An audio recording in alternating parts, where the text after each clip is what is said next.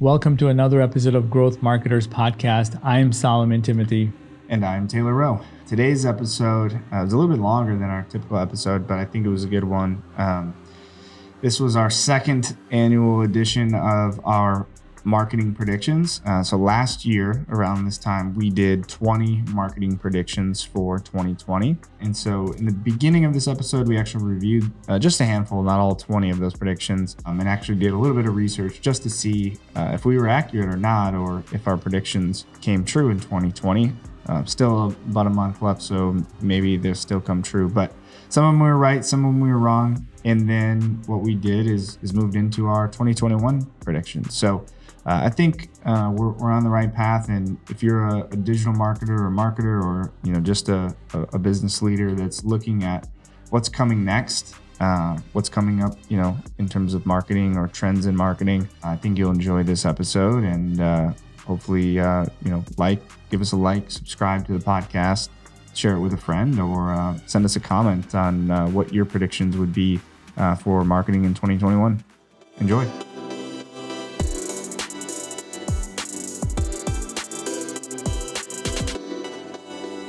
All right, Taylor, we're back in the studio We are. one more time. And this episode is all about predictions. We did one probably exactly a year ago.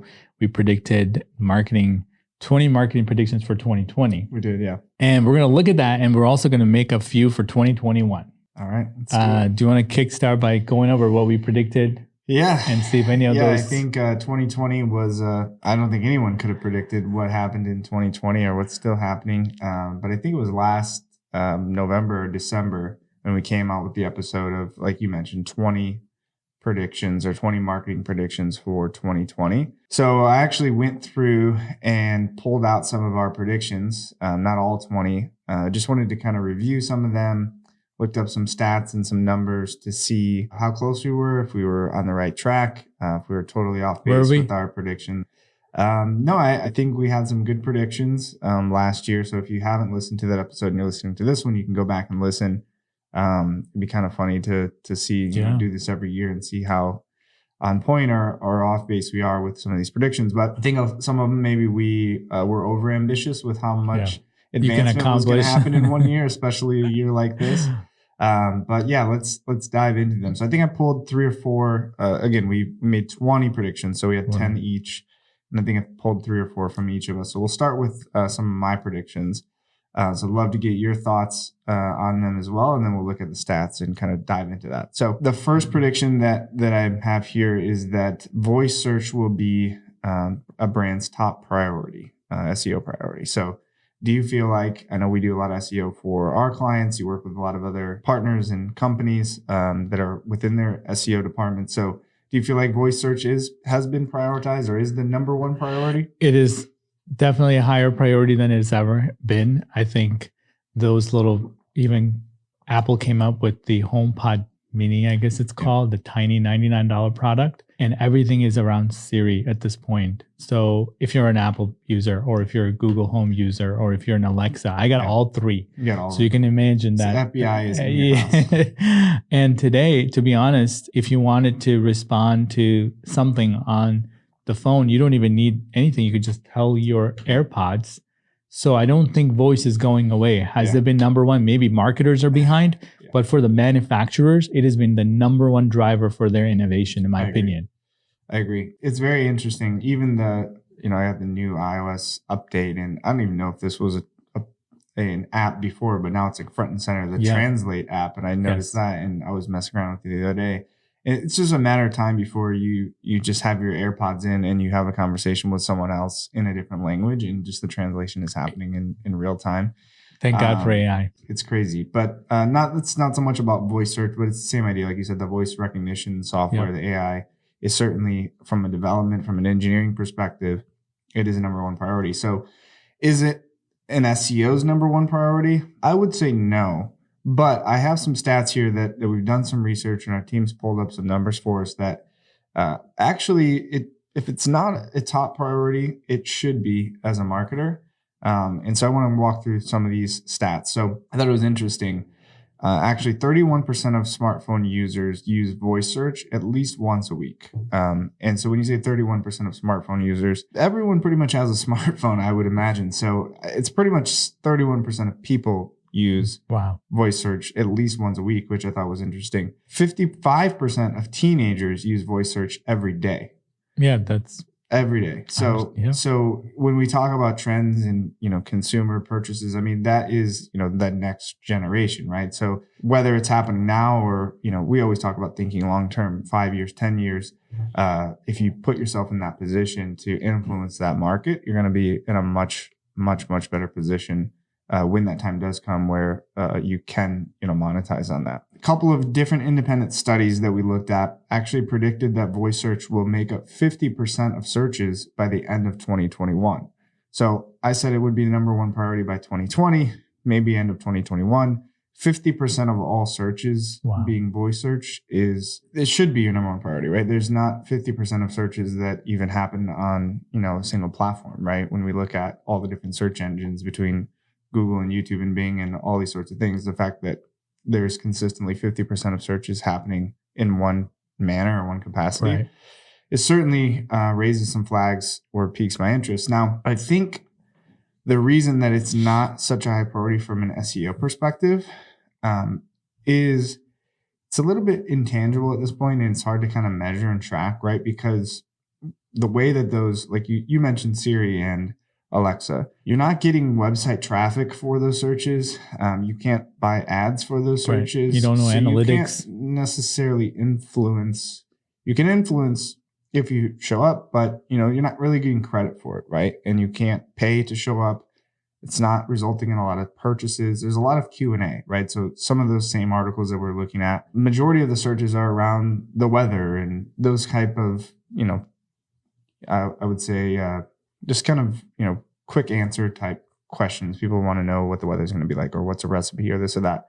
So you're not really buying anything. But again, we always want to follow consumer behavior, especially when we talk about in B2B marketing, it's going to follow, right? We're selling, not necessarily B2B, B2C, we're selling to a human, right? So however, whatever the trends are from a consumer perspective, we want to follow those and see how that influences our marketing. And it's certainly a trend that can't be ignored in terms of how we're searching, and voice search being a huge piece of that. So a couple of other interesting keywords, and these are things that I do think are directly applicable to an SEO strategy, especially in the B2B world.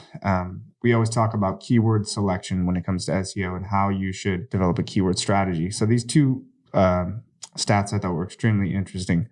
20% of voice queries include at least 25 different keywords. Wow. And the average length of a voice search is 29 words. So the way people are searching is extremely long tail. And so if you're an SEO, like how would you take that? And maybe I'm not optimizing for voice search quite yet, but as a marketer, what type of content would you create with that in mind, that people are searching, the average length of a search is 29 words. I mean, it would have to be extremely, long tail content. I'll create questions that people are asking. And as long as, you know what I'm saying, whatever the length is, and talk about all of the variations in my one piece of content so that I can show up for that one question, even if it's asked with 29 words in it. Right. Google doesn't need 29 words, but they're adding a lot of words that they don't need. And I want to make sure I show up. Yeah, I agree with that. I think there has already been a trend in SEO for longer form content. And I think the initial push was, hey, if there's two pieces of content and all else is equal, but mine has 1,000 words and yours is 500, mine's going to outrank yours. And then that went to 2,000, 3,000, 5,000. And now it's less about, I don't need to just hit 5,000 words. I need to create a comprehensive guide around this topic so that I hit every single angle. And this is the one piece of content that answers all of the person's questions, right? So especially with voice search, that's how you're literally asking a question. Search engines, you are asking a question most of the time, but you're searching for an answer. So people understand when you're searching on Google or Bing or YouTube, they type in keywords, right? So they're already kind of shortening it. It seems like the trend with voice search is they're literally asking the entire question and, Google might even, or Siri or whatever might even pick up extra words that they're asking. So it's something that I think the way people are accustomed to search is going to translate into That's a good SEO one as well. So one other stat on voice search, and love to get your thoughts on this. We always talk about Google as the reigning king of search, and we all know that the majority of searches are on Google. If you talk to anybody in the SEO space, digital marketing space, their focus is on Google. Nobody talks about how to rank in Bing or whatever, Yahoo, right? That's not the goal. Yeah. So it's interesting. You mentioned, so I'd love to get your take. You mentioned you have Alexa and you have Google Home and you have all those things. So right now, Alexa actually uses Bing and Siri uses Google. There's a lawsuit that we know going on right now. We won't get into that, but basically Google paid Apple a lot of money to keep that dominant position or to use Google as a search engine on Siri. But Alexa actually uses Bing. Obviously, Microsoft products are going to continue to use Bing. So do you see voice search, because of the trend on voice search, we could look at another prediction. Do we see that influencing the landscape of search engines in general? I mean, to be honest, though, the accuracy of the data is on Google today, right? Sure. So I don't know how many people are submitting their data to Bing search engine as they are with Google and Google Search Console and everything else, and the sitemap, and who's looking at anything else. Again, if you look at the mass majority of people that are doing it, I'd say a small segment of the people might be worried about other search engines because the massive amount of traffic they get is all Google. Yeah. In my, every time I want to search something, I use the Google Home device, dude. If I want to listen to song, Alexa is the thing that I would use, or the Apple if I want Siri. So the reason we have all of these things is they're gadgets at the end of the day. But I think the thing that really, I'm hearing this in my house. Hey, Google, tell me the news. If we had a device here, it would be going off right now. Yeah. It would go through every news channel and tell you everything that we need to hear. And that's like real-time news. I mean, it'll tell you right now what's going on. I don't know what Alexa is going to do when I ask that question. So I just know that this is the thing that we do. That's the interesting piece to me, is like, it's obviously all about the race to monetize this, right? So like, how are they going to monetize it? Are you going to hear, they're going to be paid, this answer is brought to you by T-Mobile, right? It has to be. At this point, it will be. The other thing is how people are using it. So right now, like you said, Alexa, play this music or whatever. What's the song? Turn off the lights is Alexa. Google is Siri. But then you look at something like Alexa and you say, okay, well, they have a direct path to commerce with Amazon, right? So you could say, order me paper towel or this or that. Exactly. I'm not going to tell Google that. So they do have that piece, which is interesting to me. And then, I guess the other piece would just be from a product development perspective, because you want people to use your platform. Like you said, if you want people to buy Alexa and you ask Alexa a question, and because of the data accuracy, if that's not there because they're using Bing, is that going to force Microsoft, whatever, to improve their search engine so that specifically for search, so that, it's, you know what I'm saying? It's like, so that then they will use that, because otherwise they're just going to switch over. They're going to lose, if they lose sales because people don't like the search engine, it gives you bad answers. I mean, it's just not going to be a good experience. And I think they made some kind of a voice search alliance to work together on the AI part. So everybody's, kind of sharing that recording of people's information so that they can actually understand better. Google's been top notch. So is Apple. I don't know. I don't use Alexa as much, but I just know that they practically give those devices for free because they want the information. I don't think they care about the product for now. For now. So so that is an interesting piece to me. I mean, so many people are searching. It's just also it's so new that it's untrackable. There's not a lot of analytics, that are provided to the average marketer around what's happening. So I think in terms of wrapping this section up, is that prediction accurate? I would say no. It's definitely not. That was not 2020. I think priorities have shifted for a lot of brands over 2020, and I would say voice search is not at the top.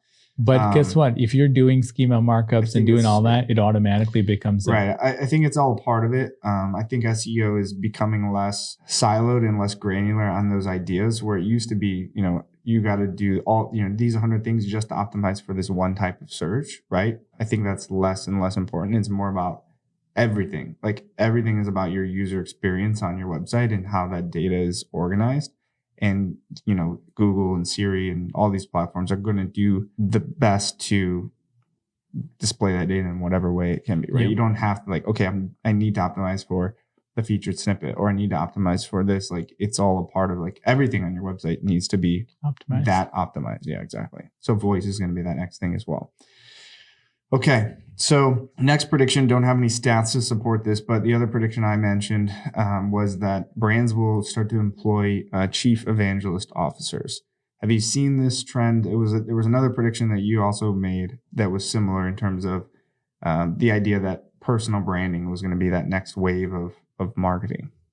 Yeah, I mean, people definitely believe that for sure. I mean, at the end of the day, to me, as you said, it has to be really, I mean, everybody's Googling everything. Everybody's working on, I'm sure during this time, everybody fixed up their LinkedIn profile if they never had one before.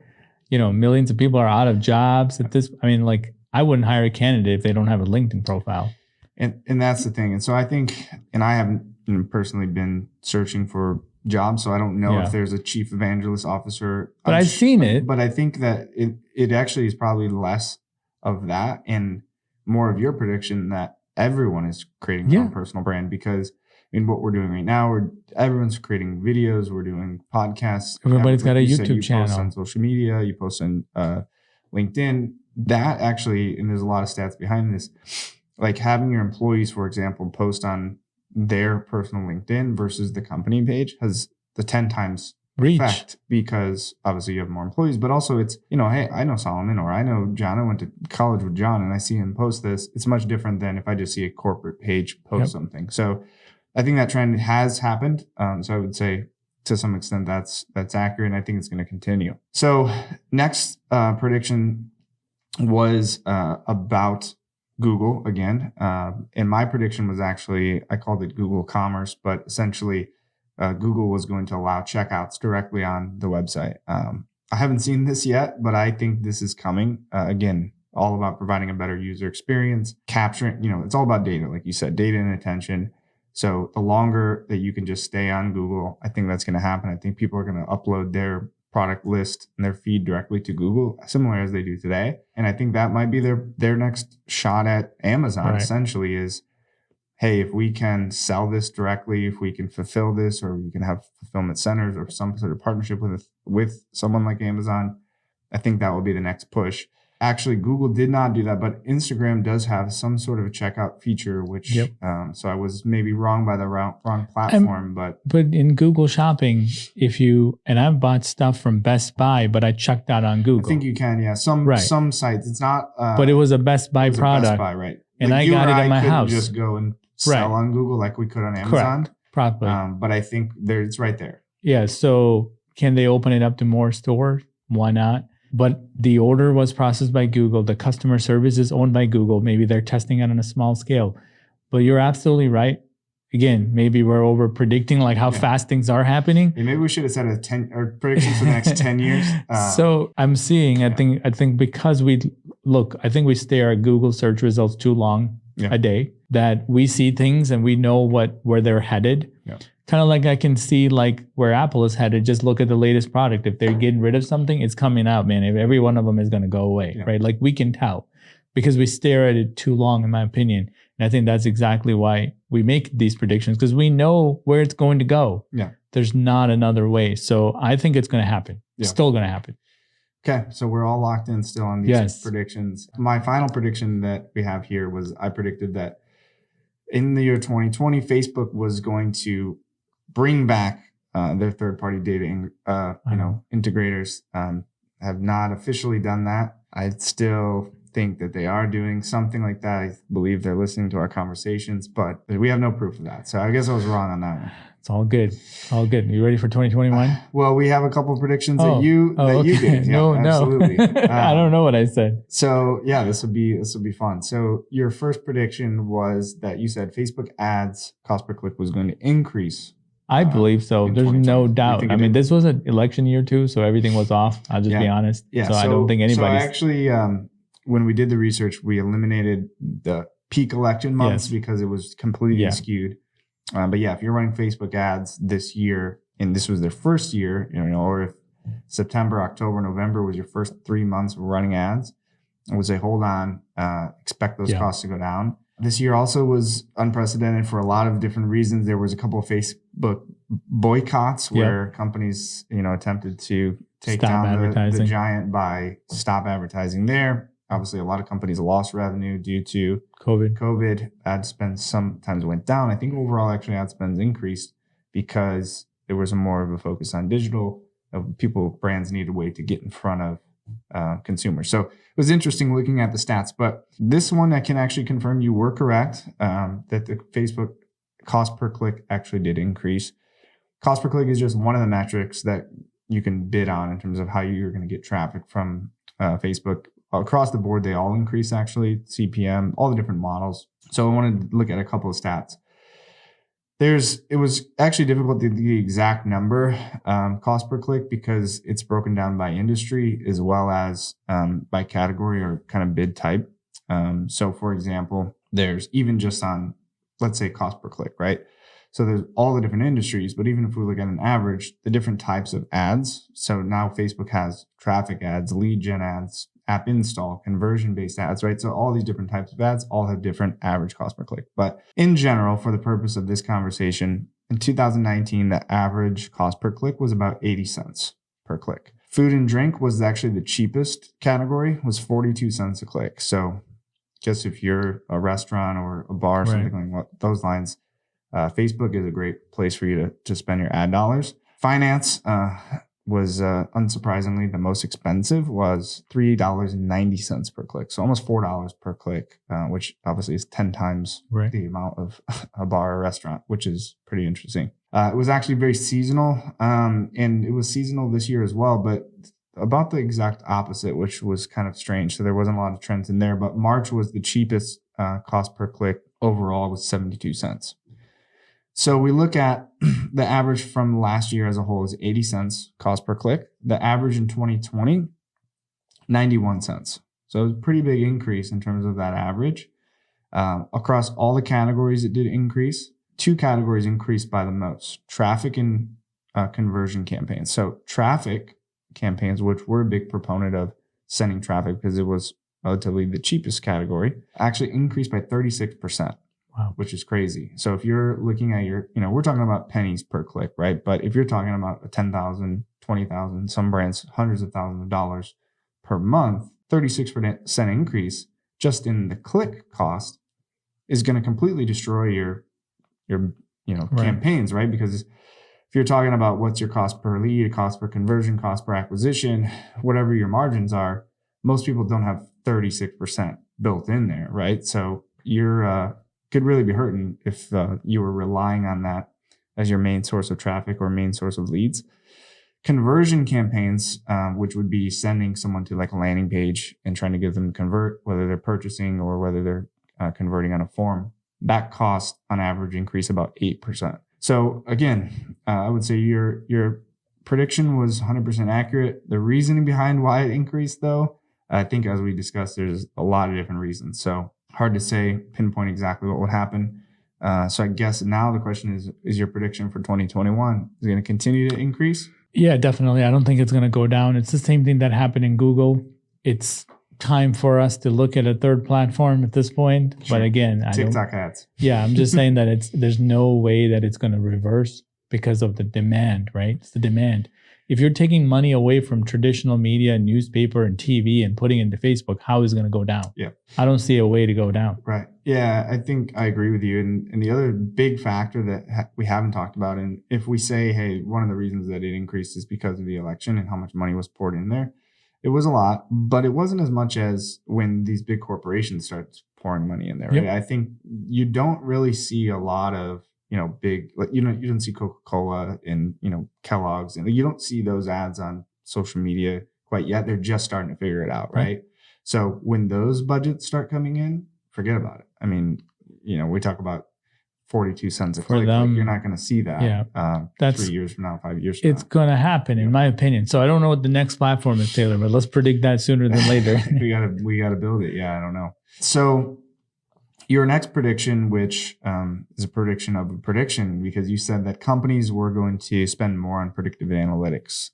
So what do you think you were right or wrong on this year? Companies spent more money on predictive analytics. Well, if they're buying any software, marketing, SaaS, analytics software, behind it has already got predictive analytics. Mhm.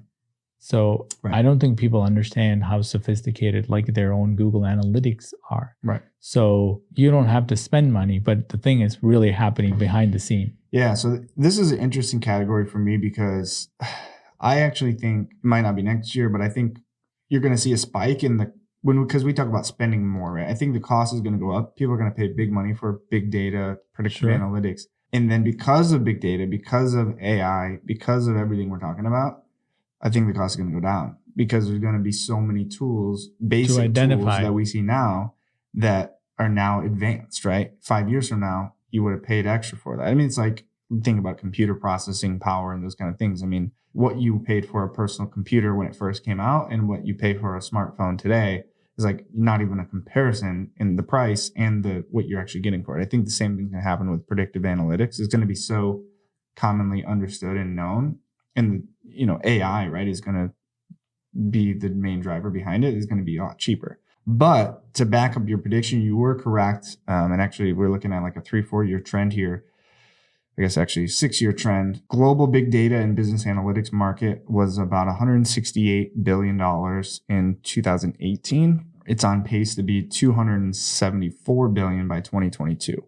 So we're talking about 170 billion to 270 billion. So another $100 billion over the course of 5 years. I think the bigger the organization, they'll have no choice because if they can save 1% on something, that's big money. Yep. It would be a positive ROI for them. Yep, I agree. And when you look at that and actually that number, like you said, large organization, right? You look at the Fortune 500, you talk about the industry being a $300 billion industry. Like you said, if we're talking about 1%, 10%, savings, it's nothing spread across those type of companies. So it might even grow more than that, right? So, but yeah, I think big companies are going to spend the money, which can drive the cost down for everybody else. All right. So your final prediction was about what we're doing right now is about podcasting. So it's going to blow up. Your prediction, you said explode. Yes. Did it explode? So you're still using the same terminology there from your prediction, but you said podcast will explode. So what do you think? I have no idea. Did you look it up? I looked it up. All right. What do we got? All right. So 2018, there were 550,000 podcasts. 2019, 750,000 podcasts. Today, there's 1.5 million podcasts. See, dude, it exploded. It exploded. Yeah, it did explode. Yeah. Good. Yeah. So that's crazy when, we talk about, it was a pretty steady increase from 2018 to 2019. It doubled in 2019, 2020. As of October of 2020, there was 34 million episodes that you could choose from to listen to. And it's also on the first page of Google results. So yeah, there's clearly something to be said there. Yeah. Voice content. All right. So obviously I cherry picked all the good Thank you. Good ones. That was awesome. We chose. This is an episode by itself. You sure you want to put the prediction here or you want to make another episode? No, I think let's dive into some of our new predictions. So you start. What we'll do now is the end of next year, the end of 2021, we'll come back and listen to these and see if we're accurate, see if there's any data to support it. So we did not do any full disclosure, we did not do any research for these predictions, just as we did not last year. We didn't do anything. They were our predictions based on what we thought and what we've seen in trends. So do you want me to start or do you want to start with your predictions? You start because my predictions are going to be based on your predictions. All right. I predict that we will be having this conversation next year. Yeah. So I think maybe some easy ones. I still firmly believe in a lot of the predictions that I made last year. Maybe they didn't all come completely I think we were on the right track. I don't know that they're going to be ever. It's never going to be finished, right? We're never going to know. People are always going to spend more on big data or all these kind of things we talked about. But I think as marketers, we have to look at this year was such an unpredictable year. How do we actually do something next year that we can predict? And so I think you're going to see money spent more on things that people believe they can control. So I think there's going to be less in terms of across all the marketing departments, less spending on events for one, because even if things start to open up, I think a lot of companies lost a lot of revenue, even if they could get the money back for whatever event. The opportunity cost of, we didn't know marketing this whole year, right? I mean, we have clients that make all of their money on events and they've been hurt a lot. Yep. We also have clients that, even though they work with us from a digital perspective, 60, 70, 80% of their marketing is historically been on events because it drives clients for them. So if you're B2B organization and you do 5 trade shows a year and you get 5 clients from each of those trade shows, all of a sudden there's 25 clients you did not get this year. So it's not just, hey, we saved money from, marketing isn't always save money. It's we lost those clients because we didn't go to events. So I think you're going to see a shift in that spending, and people are going to spend less money on events because of the unpredictability and the fact that if it doesn't happen, it's not just, oh, we'll get our money back. It's we lost that opportunity to get some new clients. I agree completely. All right. You got it. You want to go back and forth? You want me to do all my predictions? I think you should do yours because I'm still making my predictions in my head. All right. So my next prediction is that companies, again, along the same lines, companies are going to focus on what I would call a local first marketing strategy. So I think because there's less emphasis or less ability to travel and move around, companies are going to go back to trying to build a local presence, whether that's in their city, like if it's, Chicago-based company, they're just focusing on Chicago market, or if they're a smaller market, then they do more of a regional approach. But I think there's going to be more of a focus on local marketing strategies. The next prediction is that, again, kind of coinciding with less spend on physical events. Sorry, there's going to be an increased spend on digital. I think we've seen this trend happen. We just talked about podcasts, right? 2018, 19, 20, the explosion of something, a platform like that. I think it's going to happen even bigger this year in terms of that growth. I think the big corporations, like I mentioned, are going to start spending more money on digital. It's going to drive costs up for everybody else. And I think people are going to have to figure out ways to be creative. But there's more platforms than ever. More people are online than ever. I mean, people are literally sitting at home at their desk all day. There's no commutes to work. There's no billboards, right? All those kind of things. I think money is going to flow into digital channels like we've never seen it before. So that's my prediction. We'll look at it next year and see if we were right. And my final prediction is video. We talk about video all the time, but I think brands, companies, individuals all across the board are going to double down on video. Because of COVID, we're more accustomed to video. People are more comfortable being on camera.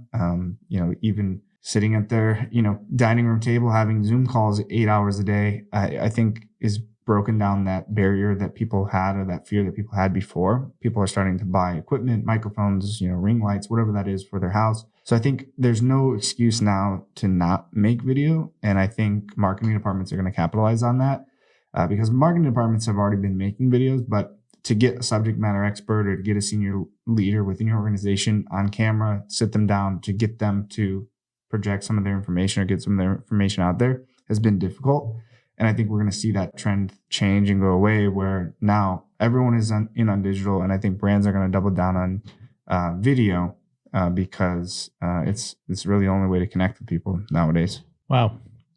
No, I agree, because I wish you can tell me how many videos are being uploaded to YouTube every minute, 2019 versus 2020, just to see what it's going to be 2021. Yeah, we'll have to look at that. Yeah, I don't see that going down. And YouTube is more and more popular in search. I mean, what is it that you cannot learn on YouTube? I don't know. Yeah, YouTube University. Maybe that's the next prediction. I'm serious, right? I really agree. I mean, that's even when I went to college, that it was easier for me to go to YouTube and figure something out than to find that chapter in the textbook. And by the time you look at your textbook, it's already out of date. I bought things based on YouTube during this 3 months that we've been living crazy together. Yeah. So great predictions. I'm glad we're making less predictions this year than next year. Yeah. Well, now we got to be right on with all of them, because it's one prediction. Last year we just shotgun approach and something's going to come true. I can't believe we came up with 20. So here we go.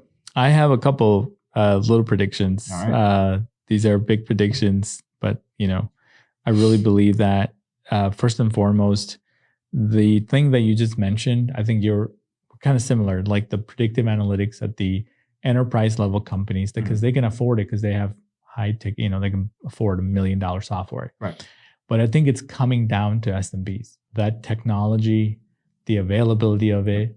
So what used to be only available for companies that had 100,000, a year to spend on Google Analytics, it's going to be available for a $650 product.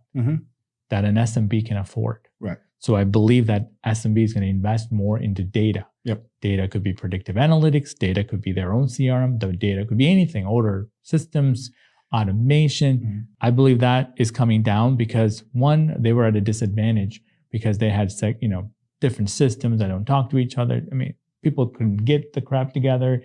The email marketing was in one software. The CRM is another, doesn't talk to each other. They were at a disadvantage. Mm-hmm.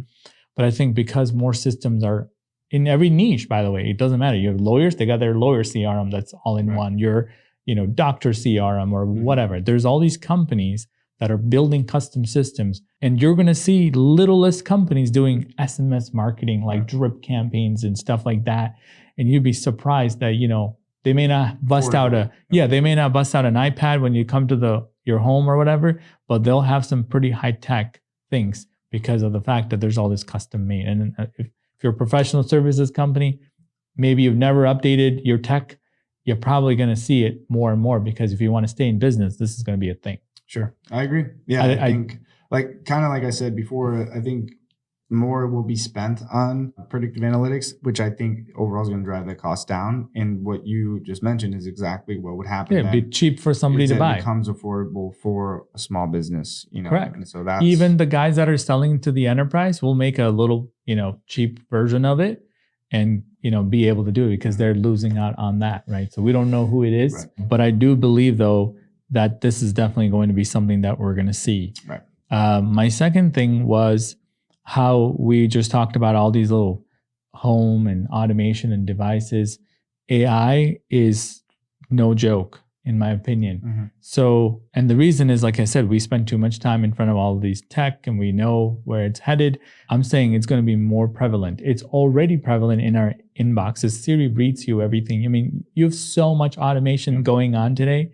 Google already knows who you're replying to email and puts, "Hey, Taylor," in my thing. I don't type half of my stuff anymore because their goal was to make AI in every product. Right. You get in your car, it tells you how long it's going to take to get everything. home. Before you even get out of the house, it tells you how long it's going to take you to go to the office. So I think we're going to start seeing that even in marketing.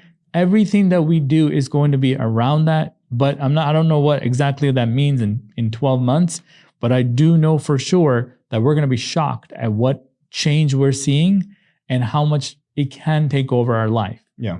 So I don't think it's a small thing, but I do really believe though that everything that we do will have some elements of artificial intelligence predicting, like you said, the weather, the hurricane, this, that, everything else in between, because of the fact that they have too much information. And what do you think at this point? How do you think that translates to a mid-market to small business marketing department? Like how does that impact You want to know? A marketer's job? Fantastic. So today in Google, we have Smart Campaign. You have in Facebook, Dynamic Campaign. It automatically optimized for conversions. Yep.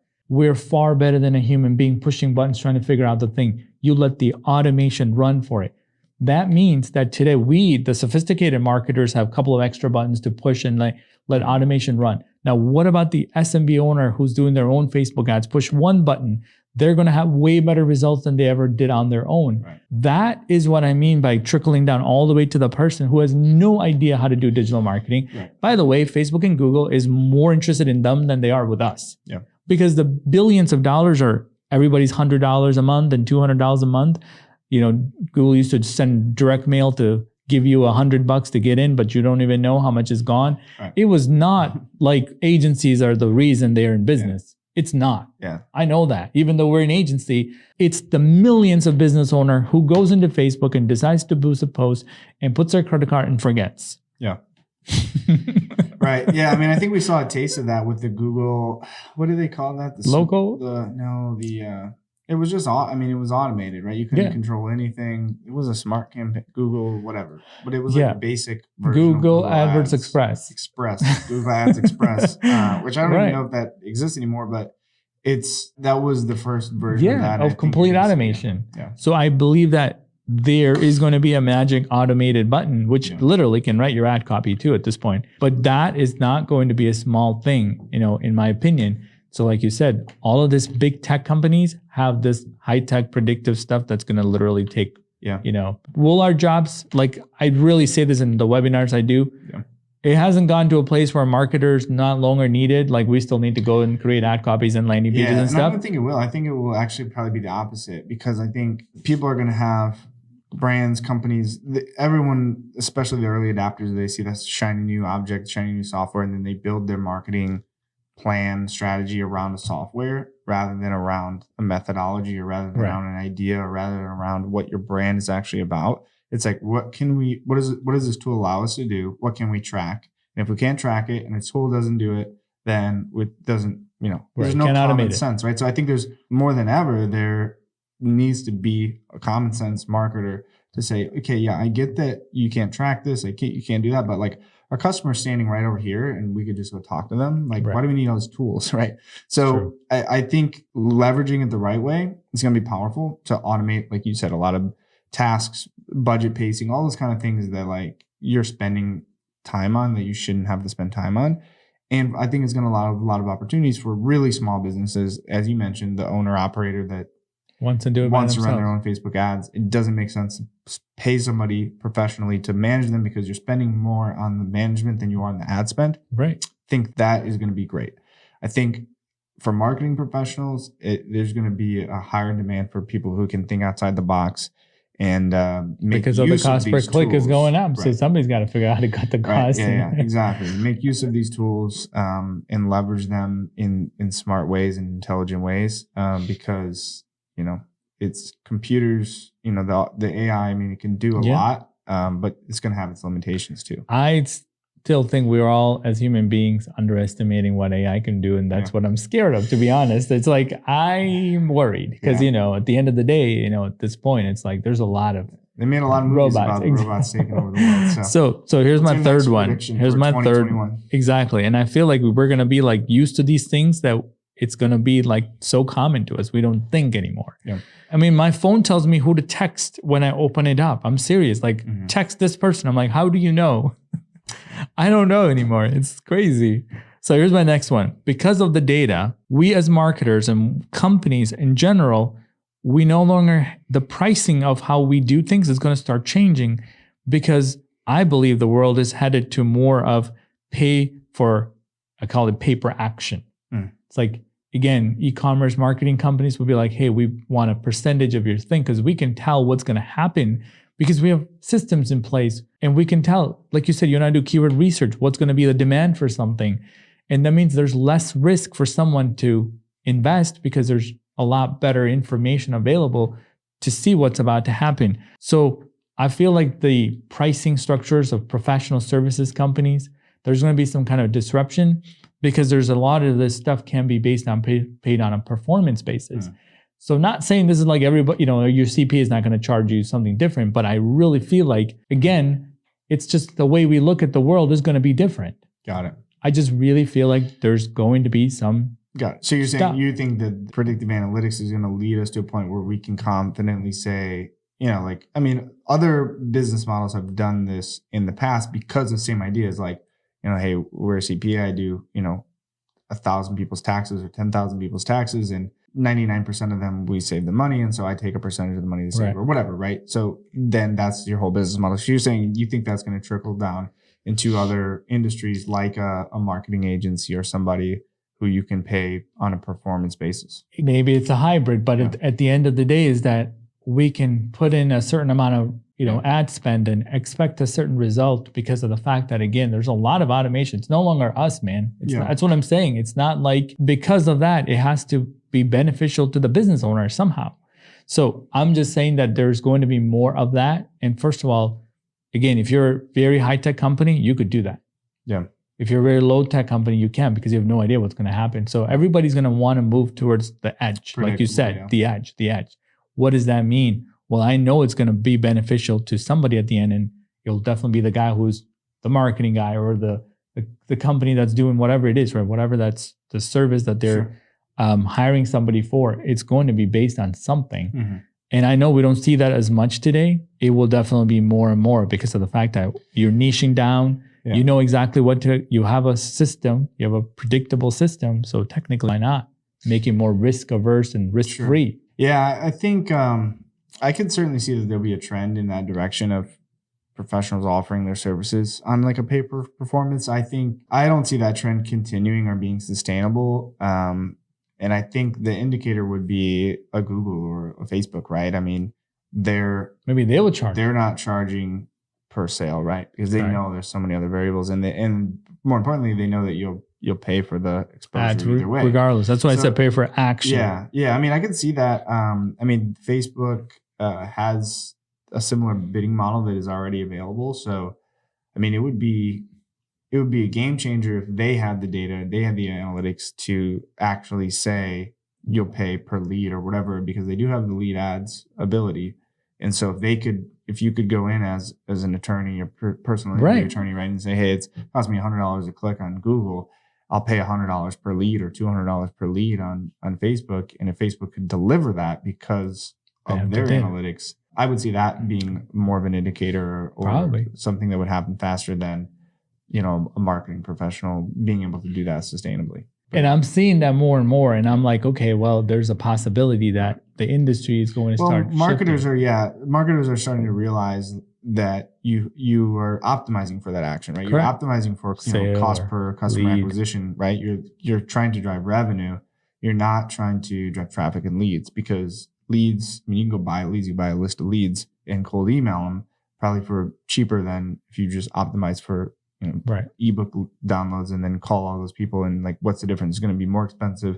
You can pay $10 a lead on Facebook, and these people still don't know who you are, versus go to Zoom Info and get them for 10 cents a record, right? Whatever that is, it's like, I think I do agree with that fact of these platforms and tools and technologies are going to focus more on that cost per action, because that is what marketers are starting to realize. That's the KPI. That's what I'm saying. Yeah. So because of that, and they want their numbers right at the end of the day. So everything's got to be towards that. To me, it's going to, but I'm not saying it's like overnight. Sure. At the end of the day, none of us know. We'll know in 12 months. My last one is because, like you said, the travel, the events are down. We're shopping from home. Everything is happening on a mobile device. So, and you know that we're buying more things e-commerce than any other way. We're not even going to Best Buy anymore. Yep. So everything that you and I see, especially on things like a mom and pop shop on a Shopify, we're going to start seeing that every single product, you can see it in your table, the AR and the VR. iPhone's got too much technology, in my opinion. You can literally render any product on any surface in a second, while that's only available, again, if you're buying a treadmill from Peloton or you're buying a phone from iPhone. But it is coming to a point where every small business, Shopify or e-commerce owner can take all of their products, render it, and we're going to think that that's what we need before we purchase. Yep. And if you don't have that, it puts them at a disadvantage again, because you're going to go buy the case from a person that has that. Yeah. You might see that on the entire website of Amazon. Yeah. Because they have the product, they got the tech. Right. And you can see your little thing that you're trying to buy on your table in like 10 seconds, see what it's going to look like. It's a game changer for e-commerce. Yeah. And there's no need for you and I to go to a brick and mortar store and then do any of this. Yeah. I feel like that is happening at scale in front of us. The big brands are all getting into it. And there are technology that can do 1 million products at scale again. So if you can take that same technology, bring it to the Shopify guy with the 25 products, even if you're selling a pill bottle, you could see it on your desk or table. Yeah.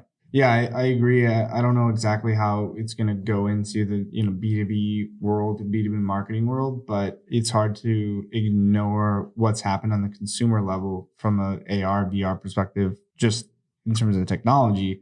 Now it's starting to be implemented into the marketing that you mentioned.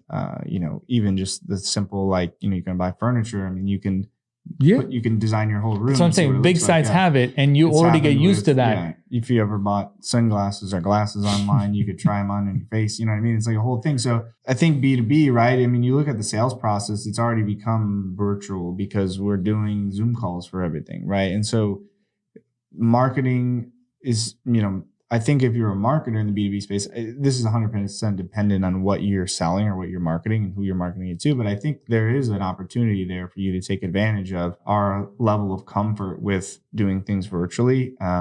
We've attended a couple of virtual events, marketing events this year. Total conference. So I could see that being the next move as well. And I actually kind of hope it doesn't happen too much because I kind of like going to events and meeting people and shaking their hands. But the way that everything is right now, where it's not so safe, I think companies have adapted really well in a short amount of time. Yep.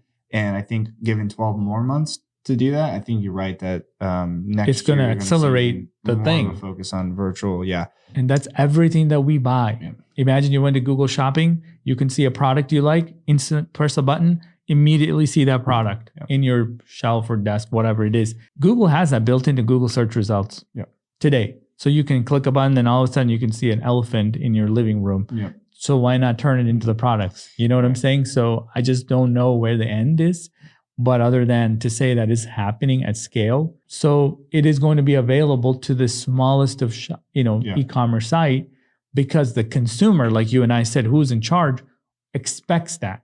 Yeah. So when they expect something like voice search with 29 words, they expect to know, to read the name, as soon as I type hi, it already finished up my sentence. You're not going to not expect that anymore. Yeah. It's over.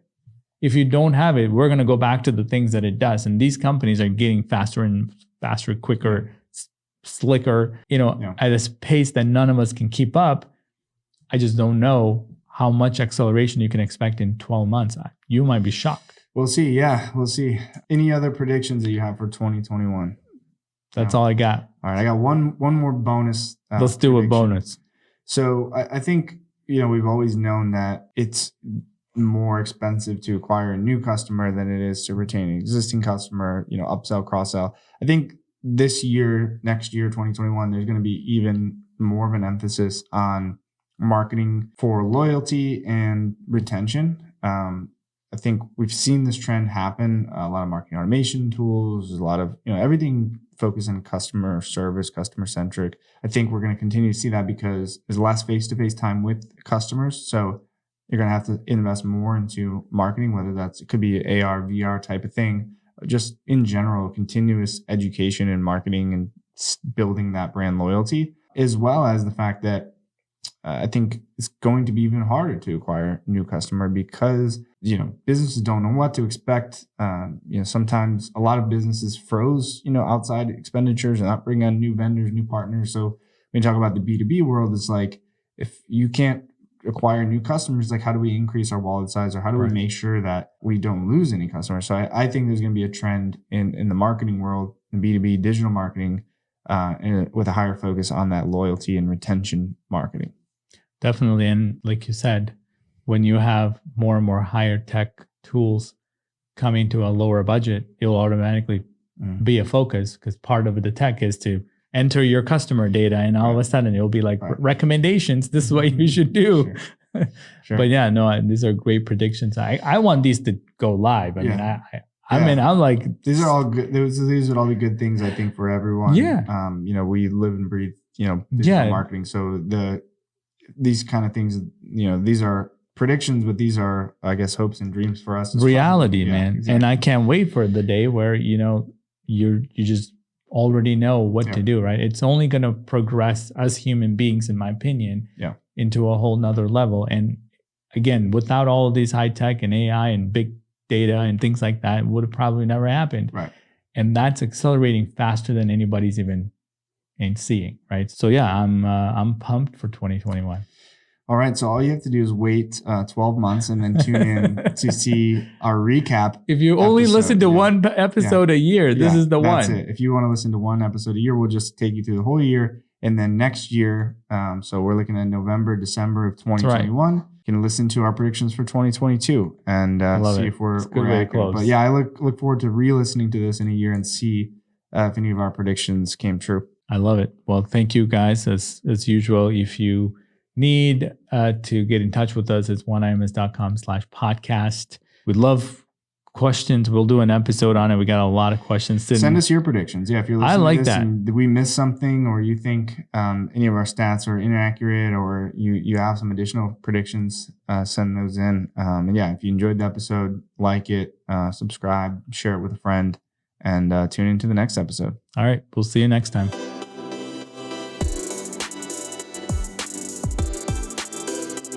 Growth Marketers is brought to you by OneIMS, helping you reach new heights through integrated marketing. One world, one web, OneIMS.